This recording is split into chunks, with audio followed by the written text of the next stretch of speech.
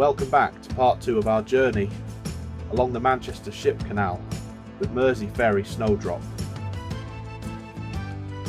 Part 1 covered the trip from Liverpool to Runcorn. Today we will finally make it to the halfway point at Warrington before our tour turns round and heads back to Liverpool.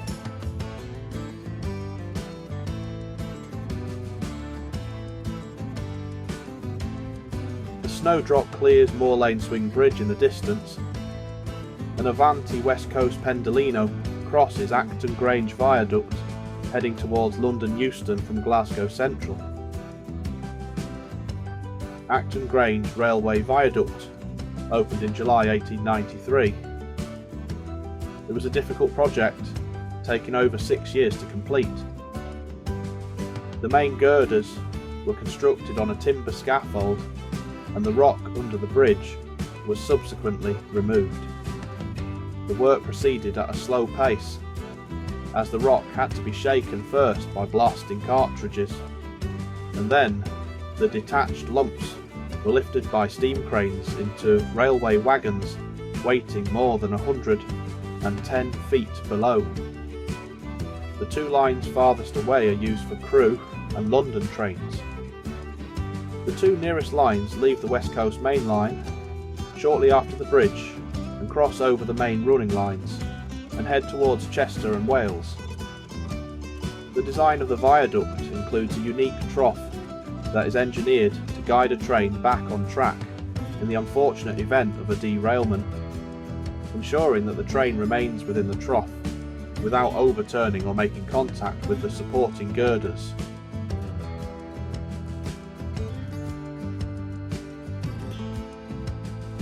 Turning around, we get our first glimpse of the many bridges of Warrington that cross the Ship Canal, and far in the distance, the Salford skyline can be seen. The final destination for many a ship that once used this waterway. The facility on the left bank is Solvay Interrocks, located on Baronet Road in Lower Walton, which produces hydrogen peroxide in a variety of grades for use in paper bleaching, disinfection and paramove, a special grade of hydrogen peroxide used in the farming of Atlantic salmon. After traversing Chester Road Swing Bridge, Snowdrop meets a not uncommon problem on this section of the Ship Canal. Wilderspool Causeway Swing Bridge has refused to open, and means we will have to proceed the rest of the way without our ferry.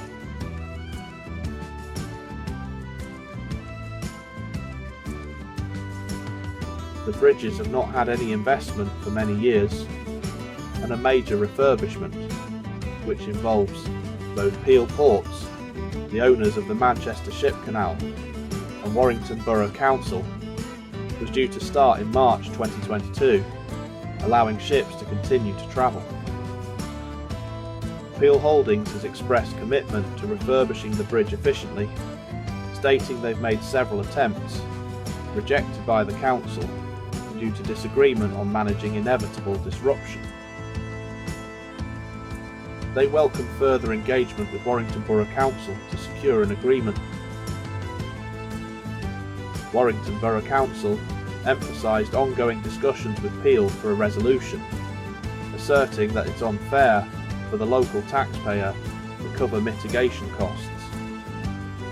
They argued that Peel's decision to close the bridge for commercial benefit requires them to fund necessary measures, and criticised the inconvenience caused to the public and businesses. Talks between Warrington Borough Council and Peel are ongoing to address these issues.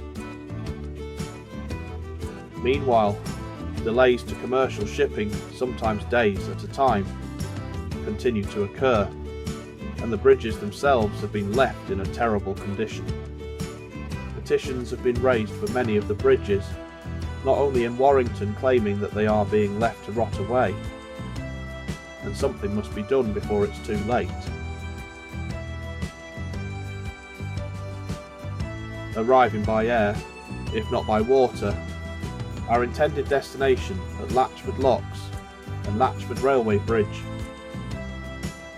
Deviation of the Stockport to Warrington Railway, here at Latchford, was carried out by the London and North Western Railway, but this undertaking proved a cause of considerable tension with the Canal Company.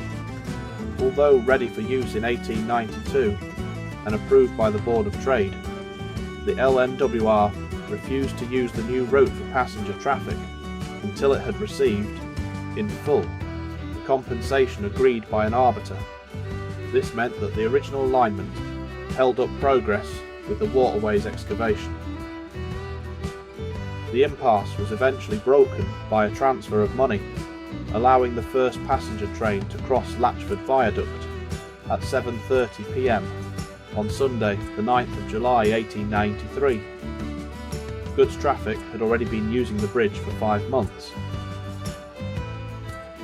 The line over the viaduct saw its last passenger services in 1962, but freight continued to be carried until July 1985. The closure was due in no small part to the viaduct's poor condition and the unsustainable cost of refurbishing it. Returning to our stranded ferry, Snowdrop is forced to do an impromptu 3-point turn in what remains of Walton Lock before heading back to Liverpool.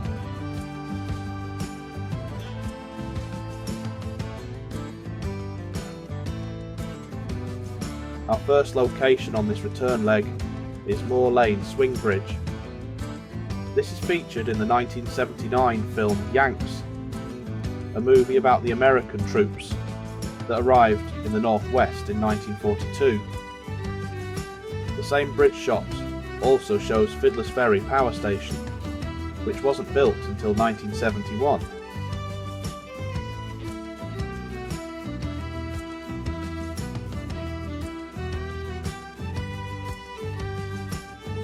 If you want to check out my location guide to the film, I'll leave a link below.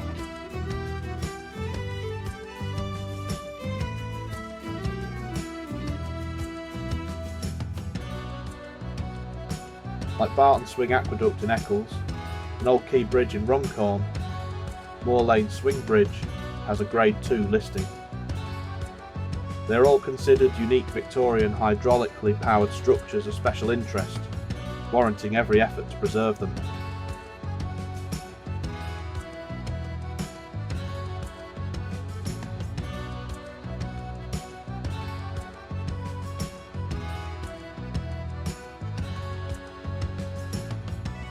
The Swing Bridge grants access to Port Warrington, an established distribution facility whose origins can be traced back to the opening of the Manchester Ship Canal. Formerly a strategic location that presented a unique location enabling goods to be loaded and unloaded from the canal for onward distribution via the railway network. The Haydock Colliery Company first recognised these unique characteristics when it developed a wharf and railhead at the site. This multimodal infrastructure enabled them to import pit props via the canal and distribute them by rail to its collieries across the northwest. Today, Port Warrington comprises an existing warehouse complex of some 14 hectares and operates entirely as a road-based distribution centre.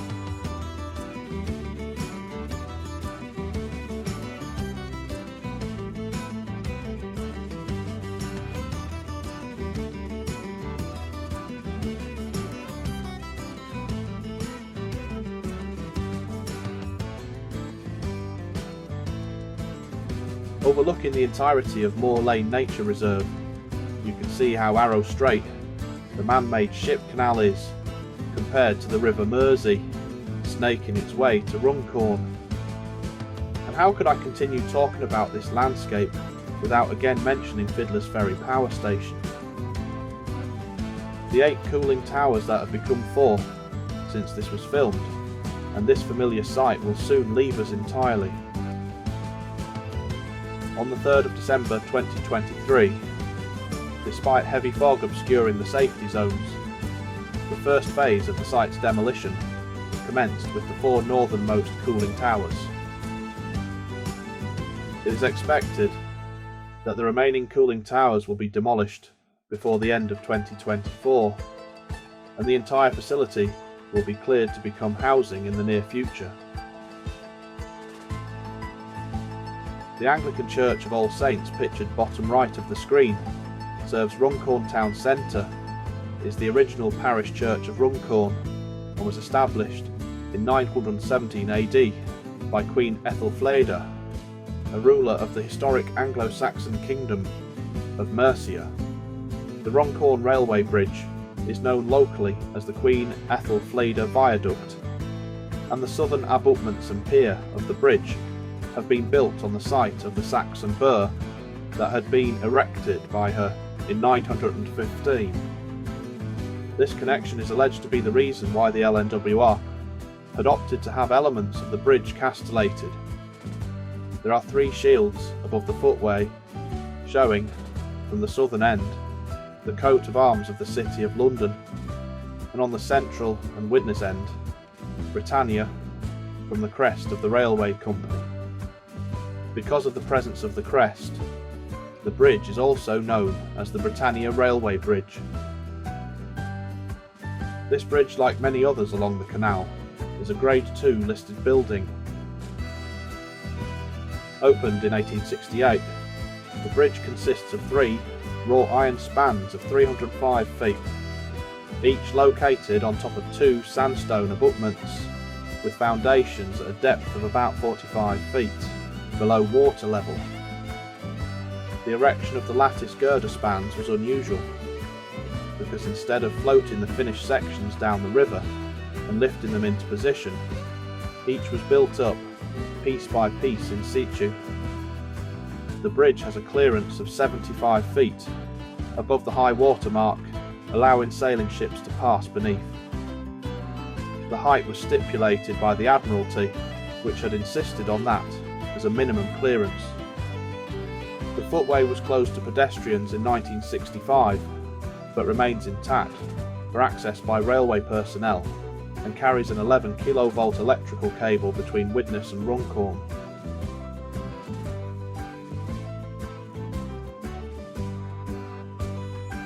Runcorn Docks. Originally the Bridgewater Docks. It is possible that a small Roman port existed on the River Mersey at Runcorn, but the development of a port of any significance did not start until the Bridgewater Canal was extended to Runcorn in 1776. On the 3rd of August 1887, the Manchester Ship Canal Company purchased the Bridgewater Navigation Company for £1.7 million, thus acquiring the Bridgewater Canal and its docks, and the Mersey and Airwell transport systems. With the Runcorn Railway Bridge only having a clearance of 75 feet, a lay-by big enough to accommodate the largest merchant vessels of the day had to be built. These tall ships discharged their cargo here, which was carried onward by a lighter, a type of flat-bottom barge, to its destination. While the larger vessels approached the Runcorn docks by way of the ship canal, the smaller vessels sailed up the Mersey and entered the docks through the locks seen in the foreground. Today, the docks can take ships with cargoes up to 5,000 tonnes, with a maximum length of 350 feet and maximum draft of 7 metres. The adjacent canal lay-by has a deep water berth of 550 feet. It has pipelines handling chemical and other liquid cargoes connecting to adjacent storage facilities. As our gallant vessel once more reaches Ellesmere Port, we must bid farewell to MV Snowdrop and also bring this video to a close. Let me know in the comments if you'd like to see more content like this, and please share and like. Until next time, thanks for watching.